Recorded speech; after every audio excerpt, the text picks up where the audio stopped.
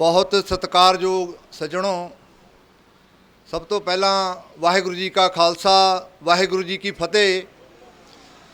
मैं डॉक्टर परमिंदर अमलोह तो पहला भी मैं हाज़री लवाउण आया सी।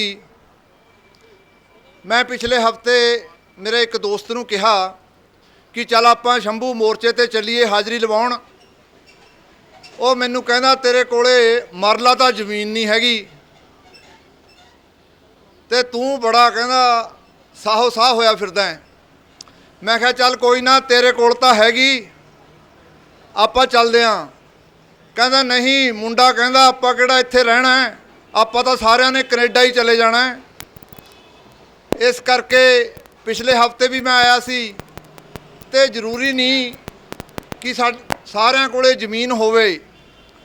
ਅਸਲ ਦੇ ਵਿੱਚ ਜਦੋਂ ਅਸੀਂ ਸਾਤੋਂ ਗਲਤੀ ਹੋ ਜਾਂਦੀ ਹੈ ਫਿਰ ਅਸੀਂ ਅਵੇਸਲੇ ਕਹਿੰਦੇ ਆ, ਅਵੇਸਲੇ ਹੋ ਗਏ। ਤੇ ਜਦੋਂ ਸਾਡਾ ਨੁਕਸਾਨ ਹੋ ਜਾਂਦਾ ਹੈ ਫਿਰ ਅਸੀਂ ਰੌਲਾ ਪਾਉਂਦੇ ਆ। ਪਰ ਮੈਂ ਅਵੇਸਲੇ ਨਹੀਂ ਕਹਿੰਦਾ, ਮੈਂ ਗੈਰ ਜ਼ਿੰਮੇਦਾਰ ਕਹਿਣਾ। ਹਮੇਸ਼ਾ ਗੈਰ ਜ਼ਿੰਮੇਦਾਰ ਲੋਕ ਲੁੱਟੇ ਜਾਂਦੇ ਹੁੰਦੇ ਆ। ਸਾਡੇ ਇਸ ਸਮਾਜ ਦੀ ਇਸ ਹਾਲਤ ਨੂੰ ਸਮਝਣ ਲਈ ਇੱਕ ਸਿੱਧੀ ਜੀ ਗੱਲ ਮੈਂ ਤੁਹਾਡੇ ਨਾਲ ਸਾਂਝੀ ਕਰਦਾ ਕਿ ਇੱਕ ਬੰਦਾ ਕੰਧ ਦੇ ਉੱਤੇ ਲਿਖ ਰਿਹਾ ਸੀ ਪਾਣੀ ਬਚਾਓ ਪੰਜਾਬ ਬਚਾਓ, ਤੇ ਉਹ ਪੇਂਟਰ ਸੀਗਾ, ਪੇਂਟ ਨਾਲ ਲਿਖ ਰਿਹਾ ਸੀ। ਤੇ ਜਦੋਂ ਪੇਂਟ ਨਾਲ ਉਹ ਲਿਖ ਰਿਹਾ ਸੀ ਮੈਂ ਉਹਨੂੰ ਪੁੱਛਿਆ ਕਿ ਕਿੰਨੀ ਕੁ ਜਗ੍ਹਾ ਲਿਖਤਾ ਤੂੰ ਇਹ? ਕਹਿੰਦਾ ਜੀ ਮੈਂ 150 200 ਜਗ੍ਹਾ ਕੰਧਾਂ 'ਤੇ ਲਿਖਤਾ। ਮੈਂ ਕਿਹਾ ਕਿੰਨਾ ਕੁ ਪਾਣੀ ਬਚ ਗਿਆ? ਕਹਿੰਦਾ ਪਾਣੀ ਬਚਿਆ ਤਾਂ ਨਹੀਂ ਹੋਣਾ, ਸ਼ਾਇਦ ਪਾਣੀ ਹੋਰ ਖਪਤ ਹੋ ਗਈ ਹੋਊ। ਔਰ ਦੋਸਤੋ ਮੈਂ ਤੁਹਾਨੂੰ ਇਹ ਕਹਿਣਾ ਚਾਹੁੰਦਾ ਵੀ ਇੱਕ ਬਹੁਤ ਵੱਡਾ ਪ੍ਰਚਾਰਕ ਸਟੇਜ ਦੇ ਉੱਤੇ ਵੱਡੇ ਇਕੱਠ ਕਰਕੇ ਗੱਲ ਸਮਝਾਉਂਦਾ ਕਿਸੇ ਨੂੰ ਕਿ ਅੱਜ ਮੈਂ ਚੱਲਿਆ ਫੇਰ ਲੋਕਾਂ ਨੂੰ ਪ੍ਰਚਾਰ ਕਰਨ। ਉਹ ਸੋਚਦਾ ਕਿ ਅੱਜ ਮੈਂ ਕੀ ਕਹੂੰਗਾ, ਇਕੱਠ ਤਾਂ ਹੋ ਹੀ ਜਾਣਾ ਮੈਨੂੰ ਪਿਛਲੀਆਂ ਗੱਲਾਂ ਦੇਖ ਕੇ।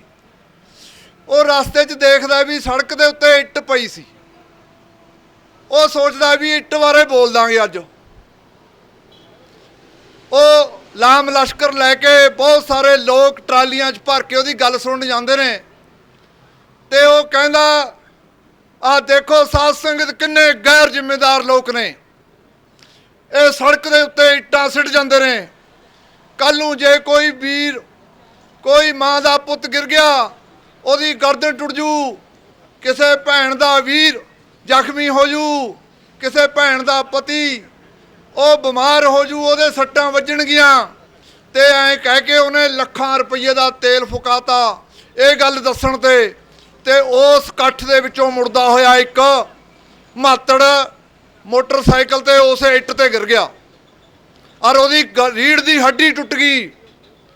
ਅਸੀਂ ਕੀ ਕਰਦੇ ਹਾਂ? ਅਸੀਂ ਦੱਸਦੇ ਹਾਂ, ਅਸੀਂ ਕਹਿੰਦੇ ਹਾਂ, ਅਸੀਂ ਵਿਚਾਰ ਦਿੰਦੇ ਹਾਂ।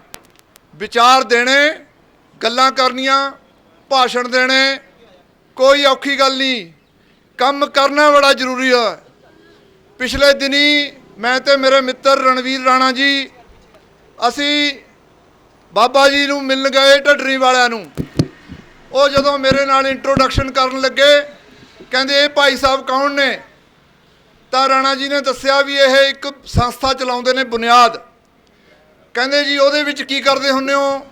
ਮੈਂ ਕਿਹਾ ਜੀ ਅਸੀਂ ਪਿੰਡਾਂ 'ਚ ਜਾ ਕੇ ਲੋਕਾਂ ਨੂੰ ਕਹਿੰਦੇ ਆ ਕਿ ਆਹ ਜਿਹੜੇ ਗੁਰਦੁਆਰੇ ਬਣਾਏ ਨੇ, ਮੰਦਿਰ ਬਣਾਏ ਨੇ, ਇਹਨਾਂ 'ਤੇ ਤਾਂ ਕਰੋੜਾਂ ਲਾਤਾ, ਪਰ ਜੰਮ ਗੁਰਦੁਆਰੇ ਬਣਾਓ, ਮੰਦਿਰ ਬਣਾਓ, ਡੇਰੇ ਬਣਾਓ, ਪਰ ਜੇਕਰ ਮੰਦਿਰਾਂ ਗੁਰਦੁਆਰੇ ਡੇਰਿਆਂ ਨੂੰ ਸਮਝਣ ਲਈ ਅੱਖਰ ਗਿਆਨ ਹੀ ਨਹੀਂ ਹੋਊ, ਪੜ੍ਹਾਈ ਲਿਖਾਈ ਨਹੀਂ ਹੋਊ, ਸਕੂਲ ਨਹੀਂ ਹੋਣਗੇ, ਕਹਿੰਦੇ ਫੇਰ।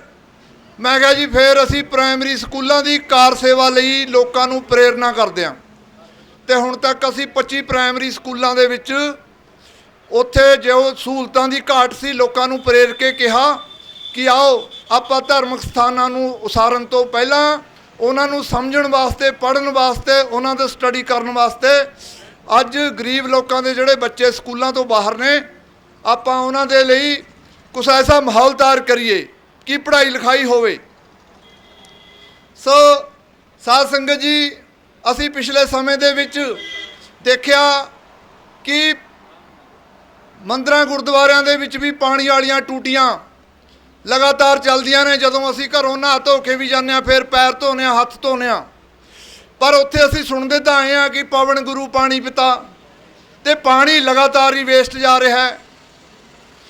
ਤੇ ਇਸ ਨੂੰ ਅਸੀਂ ਕਿਹਾ ਨਹੀਂ, ਸੜਕ ਤੇ ਪਈ ਇੱਟ ਵਾਂਗੂ, ਕੰਧ ਤੇ ਲਿਖਣ ਵਾਂਗੂ ਨਹੀਂ ਕਿਹਾ। ਅਸੀਂ ਕਈ ਸਕੂਲਾਂ 'ਚ ਤੇ ਗੁਰਦੁਆਰਿਆਂ ਦੇ ਵਿੱਚ ਮੀਂਹ ਦੇ ਪਾਣੀ ਨੂੰ ਸੰਭਾਲਣ ਵਾਸਤੇ ਪ੍ਰੋਜੈਕਟ ਲਾਏ। ਤੇ ਅੱਜ ਮੈਂ ਗੱਲ ਨੂੰ ਲੰਬੀ ਨਾ ਲਿਜਾਵਾਂ,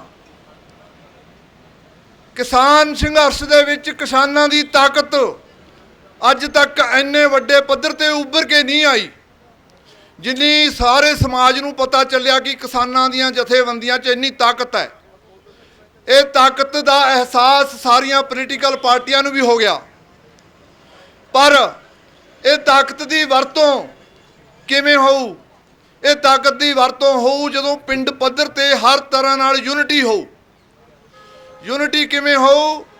ਕਿ ਅਸੀਂ ਆਪਣੇ ਪਿੰਡਾਂ ਦੇ ਸਕੂਲਾਂ ਨੂੰ ਸੰਭਾਲੀਏ। ਸਭ ਤੋਂ ਪਹਿਲਾਂ ਅਸੀਂ ਹਰੇਕ ਸੰਗਰਾਂਦ ਨੂੰ 2-4 ਘਰਾਂ ਦੇ ਕੋਠੀਆਂ ਦੇ ਬਾਹਰ ਛੱਤ ਦੇ ਪਾਣੀ ਨੂੰ ਧਰਤੀ 'ਚ ਪਹੁੰਚਾਉਣ ਲਈ ਪ੍ਰੋਜੈਕਟ ਲਾਈਏ। ਮੈਂ ਫੇਰ ਇੱਥੇ ਗੁਸਤਾਖੀ ਕਰ ਰਿਹਾ ਕਿ ਮੈਂ ਕਹਿ ਰਿਹਾ, ਪਰ ਮੈਂ ਕਰਕੇ ਕਹਿ ਰਿਹਾ।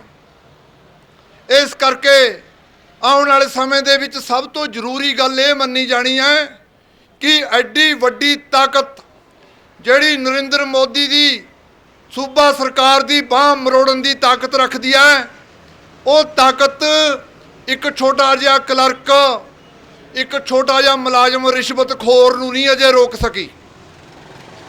ਤੇ ਜੇ ਉਹ ਤਾਕਤ ਜਿਸ ਦਿਨ ਸਰਕਾਰੀ ਦਫ਼ਤਰ ਦੇ ਵਿੱਚ ਬੈਠਾ 150, 500, 1000 ਤੁਹਾਡੀ ਜੇਬ 'ਚੋਂ ਕੱਢਣ ਵਾਲਾ ਬੰਦਾ, ਜੇ ਉਹ ਤਾਕਤ ਉਸ ਨੂੰ ਰੋਕ ਦੇਊਗੀ, ਫਿਰ ਇਹ ਤਾਕਤ ਥੱਲੇ ਤੋਂ ਉੱਪਰ ਤੱਕ ਜਾਊਗੀ। ਅੱਜ ਭਾਵੇਂ ਨਰਿੰਦਰ ਮੋਦੀ ਨੇ ਇਹ ਗੱਲ ਕਹਿਤੀ ਕਿ ਅਸੀਂ ਨਹੀਂ ਕਾਨੂੰਨ ਵਾਪਸ ਲਵਾਂਗੇ, ਪਰ ਠੀਕ ਹੈ, ਅੱਜ ਅਸੀਂ ਇਕੱਠੇ ਹੋ ਰਹੇ ਹਾਂ। ਇਸ ਕਰਕੇ ਸਾਨੂੰ ਆਪਣੀ ਤਾਕਤ ਨੂੰ ਪਛਾਣਨ ਲਈ ਉਹਨਾਂ ਲੋਕਾਂ ਨੂੰ ਵੀ ਨਾਲ ਲੈਣਾ ਪਊ ਜਿਹੜੇ ਹੇਠਲੇ ਲੈਵਲ ਤੇ ਲੁੱਟੇ ਜਾ ਰਹੇ ਨੇ, ਕਮਜ਼ੋਰ ਨੇ, ਨਿਮਾਣੇ ਨਿਤਾਣੇ ਨੇ। ਉਹਨਾਂ ਲੋਕਾਂ ਨੂੰ ਨਾਲ ਲੈਣਾ ਪਊ ਜਿਹੜੇ ਲੋਕ ਸਾਡੇ ਤੇ ਡਿਪੈਂਡੈਂਟ ਨੇ। ਸੋ ਮੈਨੂੰ 5-7 ਮਿੰਟ ਦਾ ਮੌਕਾ ਮਿਲਿਆ, ਮੈਂ ਤੁਹਾਡੇ ਨਾਲ 2-4 ਗੱਲਾਂ ਇਹ ਸਾਂਝੀਆਂ ਕੀਤੀਆਂ। ਮੇਰੇ ਨਾਲ ਸਾਡੀ ਸੰਸਥਾ ਦੇ ਵਿੱਚ ਕੰਮ ਕਰਨ ਵਾਲੇ ਸੀਨੀਅਰ ਪੱਤਰਕਾਰ ਸਰਦਾਰ ਰਣਵੀਰ ਸਿੰਘ ਰਾਣਾ ਵੀ ਆਏ ਨੇ। ਉਹਨਾਂ ਨੇ ਅੱਜ ਮੇਰੇ ਤੋਂ ਪਹਿਲਾਂ ਆ ਗਏ ਕਿਉਂਕਿ ਮੈਂ ਡਾਕਟਰ ਹਾਂ, ਮੈਂ ਮਰੀਜ਼ ਸੀਗੇ ਦੁਕਾਨ ਤੇ, ਮੈਂ ਲੇਟ ਹੋ ਗਿਆ। ਸੋ ਤੁਸੀਂ ਇਹ ਵਿਚਾਰ ਮੇਰੇ ਨਾਲ ਇੰਨੇ ਸਾਂਝੇ ਕੀਤੇ, ਤੁਹਾਡਾ ਸਾਰਿਆਂ ਦਾ ਬਹੁਤ ਧੰਨਵਾਦ। ਵਾਹਿਗੁਰੂ ਜੀ ਕਾ ਖਾਲਸਾ, ਵਾਹਿਗੁਰੂ ਜੀ ਕੀ ਫਤਿਹ।